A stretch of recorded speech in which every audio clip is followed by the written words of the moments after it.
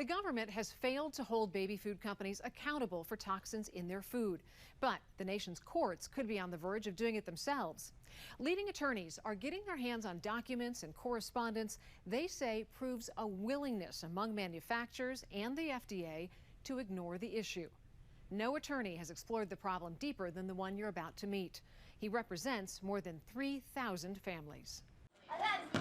Thousands of kids are suffering from ADHD and autism that their parents say can be traced back to the food they ate at the most sensitive time in their lives. And once parents learn of this, it's obviously a tremendous shock. It was this hidden threat in the food that parents simply had no idea about. Pedram Esfandiari, partner at the Wisner-Baum law firm, launched the groundbreaking legal battle against several major baby food makers, alleging they knowingly sold food with astronomical amounts of toxic metals, saying their malicious recklessness and callous disregard for human life has wreaked havoc on the health of countless vulnerable children, all so that the defendants could maximize profits while deliberately misleading parents regarding the safety of their baby foods. As you built your case, you tracked down leading doctors and scientists to determine the true impact of heavy metals on kids. What did you learn? If there is an exposure to a toxin like lead or arsenic, which, let's not forget, that's rat poison,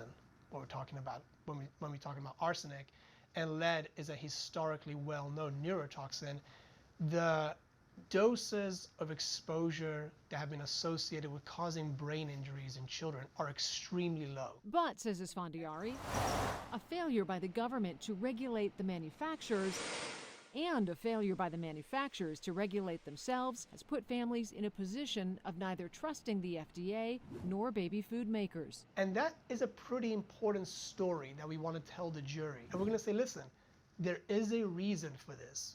There is a reason why this specific child ate contaminated foods and suffered brain injury. It's because of the lack of laws and regulations. There is this failure by the FDA in properly regulating these baby foods. And as American history has taught us over and over and over again, from cigarettes to pesticides to car manufacturers and now unfortunately baby foods, it's never a good idea for industry to regulate itself. Our reporting from years ago uncovered and validated the fact that the FDA has known about these issues for, at a minimum, 7 years.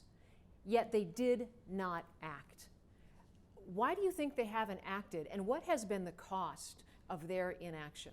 I think there is numerous reasons why the FDA has been slow to act or not acting at all. And in fact, we've seen documents from the FDA itself stating that one of the main issues it's had in regulating baby foods has been the lack of resources. They simply haven't had enough money, which is kind of bonkers when you think about it. Has the discovery process unearthed any information about the FDA's inaction on the issue? I'm limited in what I can talk about because a lot of the information is under seal. What I can say though is the discovery we have gotten to date indicates that historically there has been a pretty cozy relationship between the FDA, specifically the food division within the FDA, and certain baby food manufacturers.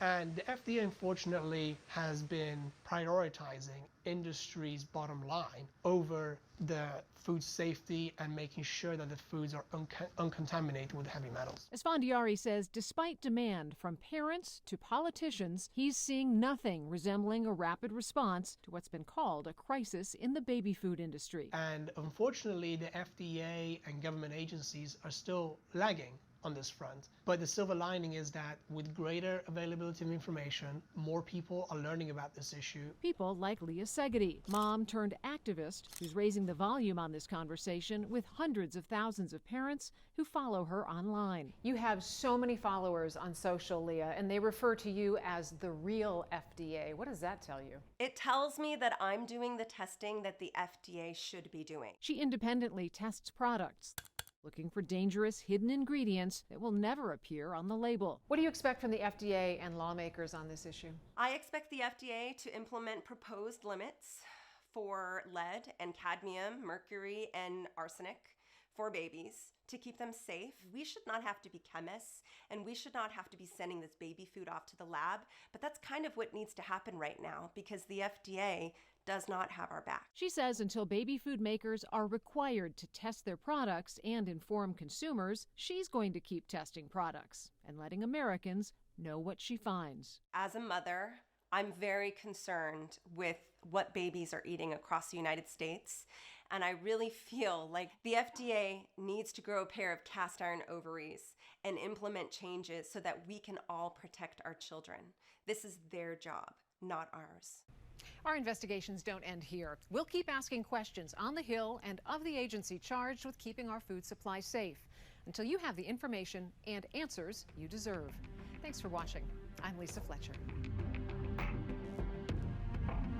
To contact your member of Congress and urge action on this issue, to learn more about how parents can ensure food safety for their children, and to watch our years-long catalog of investigations on this topic, go to spotlightinvestigates.com. There you'll also find a link to the special that you can watch and share.